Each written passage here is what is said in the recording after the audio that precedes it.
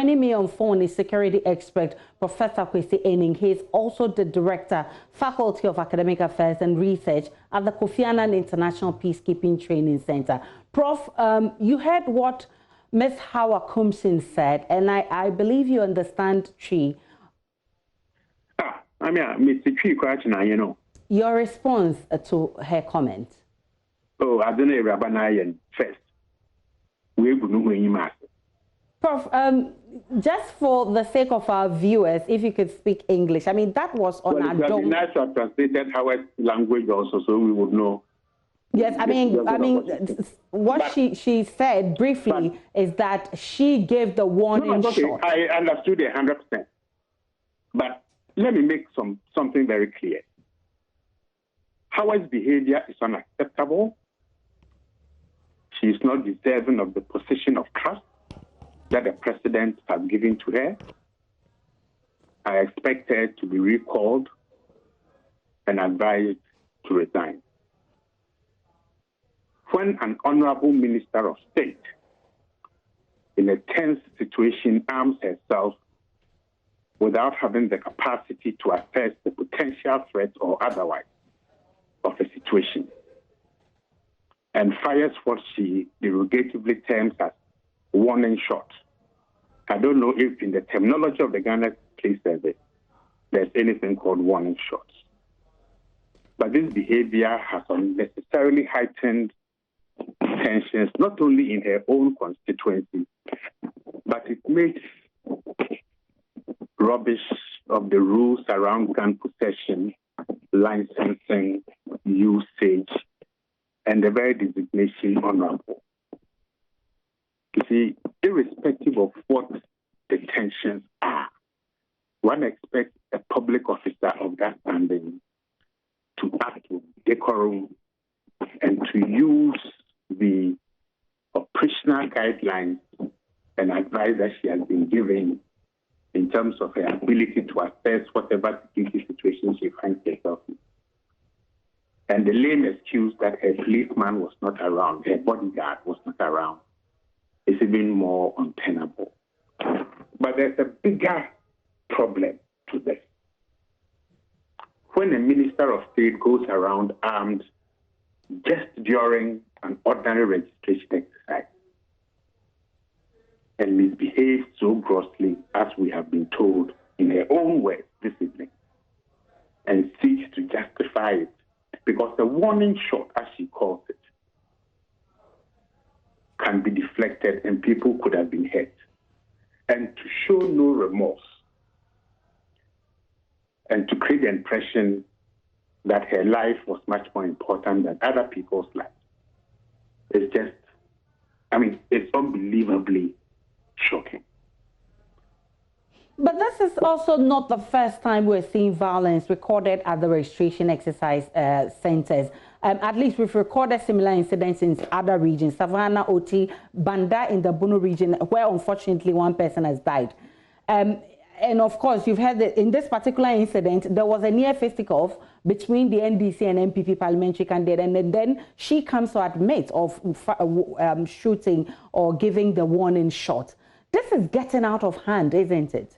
Well, it's got out of hand. And I think it shows those of us who were reticent about some of the actions towards the vigilantism bill as to what it really seeks to do.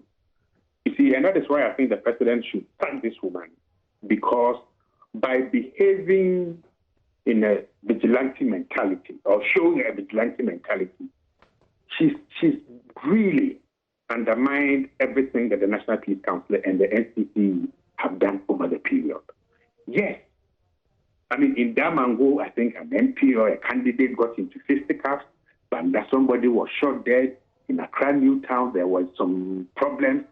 All over the country, there are these difficult questions. Why do people want to have access to public office? Is it for their personal gain or to bring about improvement in ordinary people's lives? I think this woman's behavior shows, and my own research demonstrates, that some politicians are prepared to flout the law irrespective of if people get hurt, so far as they can get to power. Now, if you come to power through violent means, how do you expect to rule? How do you expect to convince people? How do you expect to carry people along with you?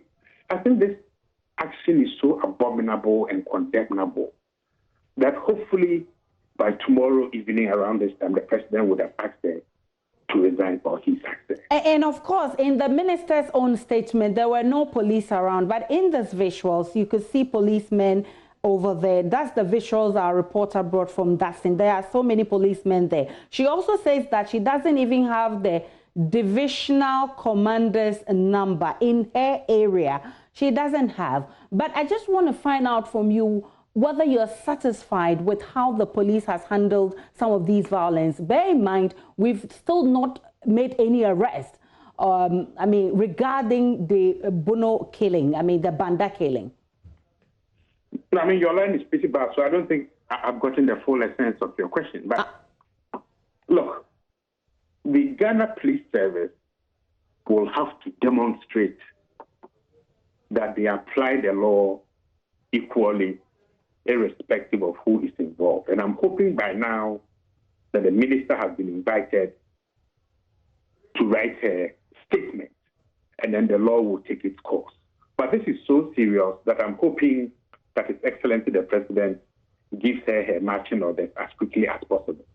Because if and when people who have authority think they can flout the law, and the police would not call them in before the law, just like you and I, then the culture of impunity that we've been talking about begins to get out of hand. Because in Banda, people have not been arrested as yet. Okay? And in quite a number of the cases that we are talking about, people have not been arrested. So the deterrence that we expect to happen when the police arrest people, place them before a court of competent jurisdiction, so that a clear signal is sent. If you flout the laws of the Republic of Ghana, you will be dealt according to those laws. So this is not just about gun possession. It's about the sense of entitlement. I am a minister, I can shoot whenever I want, and I can decide that I won't see when there are law enforcement officers around, and I'll tell people there were no law enforcement officers. Okay? It goes to the bigger question of the kind of training that these bodyguards are giving. Where was he? And what was it that drove the minister so quickly out of the house that she went alone to a place that she felt threatened enough? What kind of security training has she been giving or ministers giving so that they can assess a situation very quickly and not put themselves into harm's way? Look, more questions are raised by her answers than we can answer tonight. And we'll definitely look for answers to those questions. I'm extremely grateful for your time. Professor Kwesi Aning is a security expert. He's also with the Kofi Annan International Peacekeeping Center.